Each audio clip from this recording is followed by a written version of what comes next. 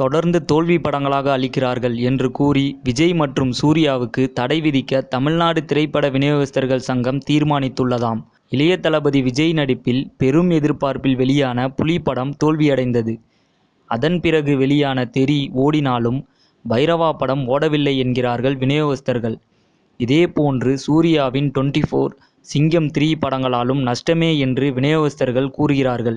பைரவா படம் ரூபாய் 100 கோடி வசூலை தாண்டியது என்று கேட்டால் அது ஹீரோவின் இமேஜை காப்பாற்ற தயாரிப்பாளரும் ஹீரோவும் சேர்ந்துவிட்டு புருடா விடுகிறார்கள் என்று விநியோகஸ்தர்கள் தெரிவித்துள்ளனர். சூர்யாவின் சிங்கம் 3 வெளியான 6 நாட்களில் ரூபாய் 100 கோடி வசூல் என்று அதிகாரப்பூர்வமாக அறிவித்ததும் அவரின் இமேஜ் டேமேஜ் ஆகாமல் இருக்கத்தான் என்கிறார்கள் விநியோகஸ்தர்கள். அண்மை காலமாக விஜய் சூர்யா படங்களால் தங்களுக்கு நஷ்டமே என்று விநியோகஸ்தர்கள் தெரிவித்துள்ளனர். இதனால் விஜய் மற்றும் சூர்யாவுக்கு தடை விதிக்க தமிழ்நாடு திரைப்பட விநியோகஸ்தர்கள் சங்கம் தீர்மானித்துள்ளதாம்.